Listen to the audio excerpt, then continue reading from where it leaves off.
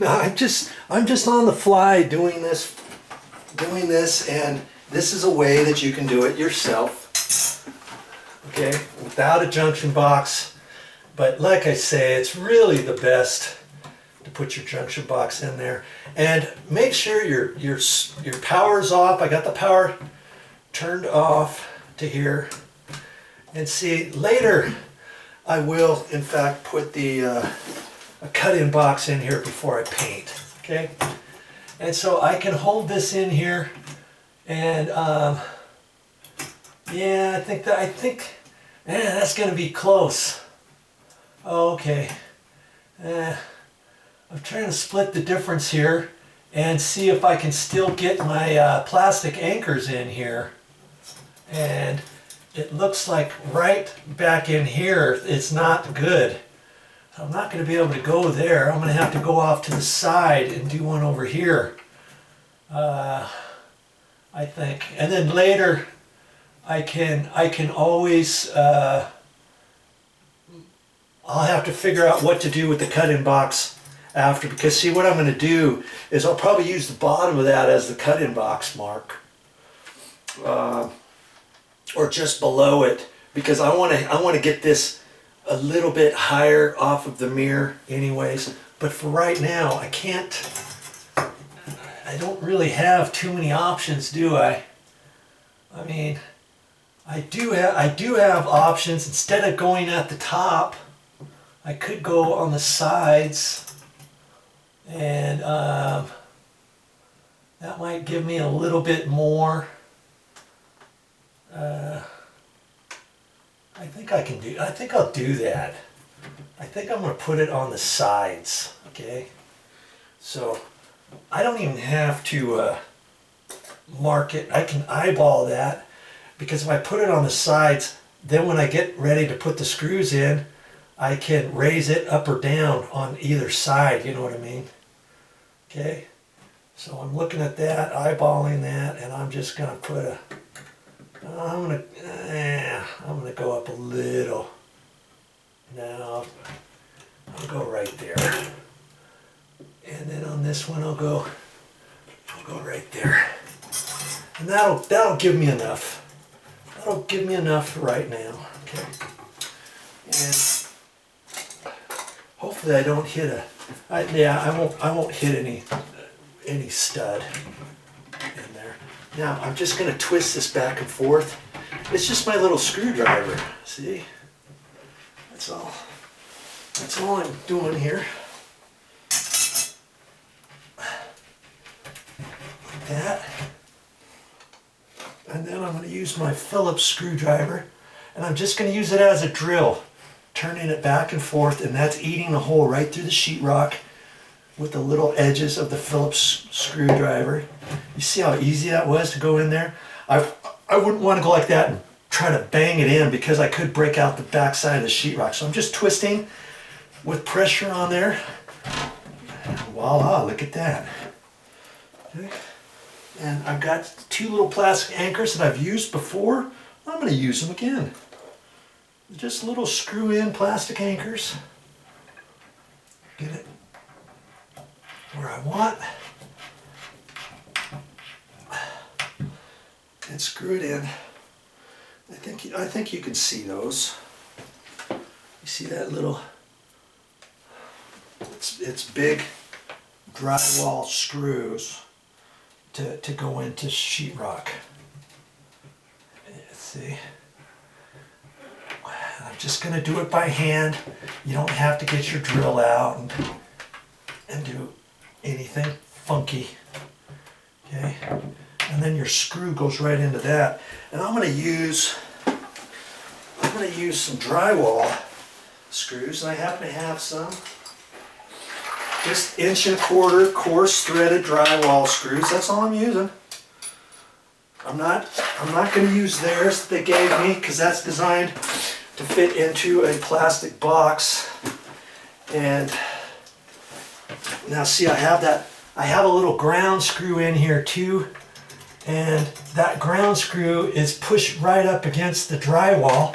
Oh, look at that, it's going right above the hole. so I don't have to knock a hole in the drywall for the ground screw. Okay, and now I'm just gonna screw this in to the plastic anchors. Okay, hold it up there, eyeball it.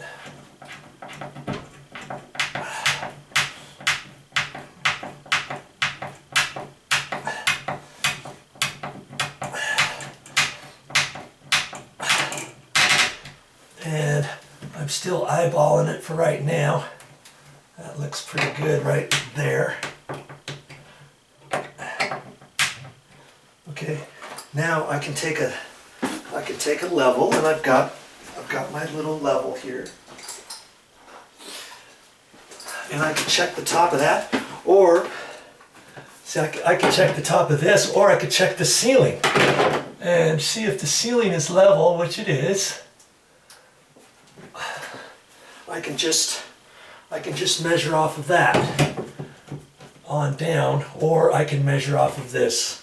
And I know the left hand side has to go up. And if I check it, 16 3/4, and this side's 16 7/8. So see, I know the left hand side has to go up just a hair.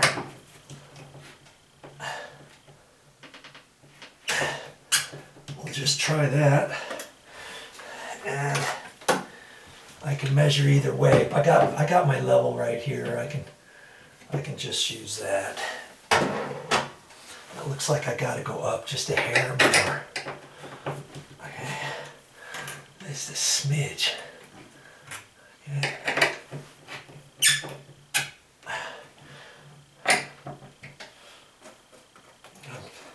I'm thinking that's good. Give it a once over, and look at that. I went too much. Good grief, Charlie Brown.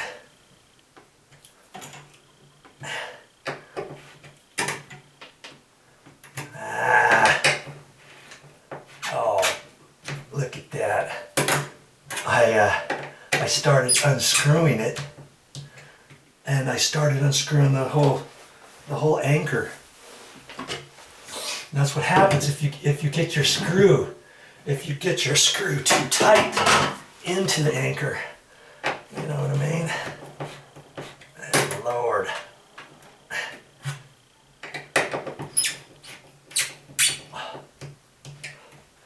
I'm gonna call that good. Check it this way. 16 short 3/4, 16 short 3/4, and so far so good. I've got my ground screw right there. Okay, I've got all that. All right, so far so good. Okay,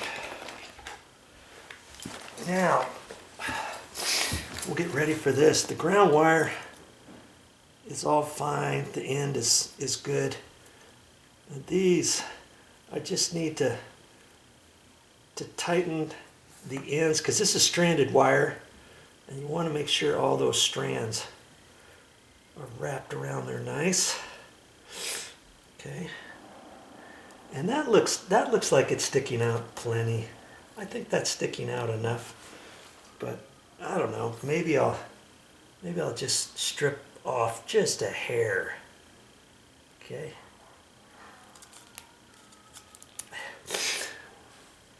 And I like to strip it after I twist everything.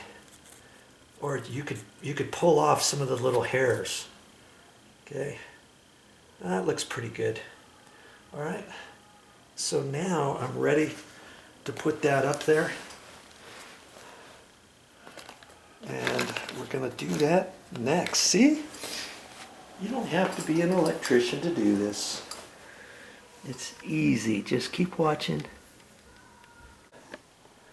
Now I'm hoping you can see all this. We're in a little bathroom. It's a little confining area. Okay. Now these wires don't have to be sticking out this far. And I think I'm going to kind of keep them pushed back in there. just a hair for now.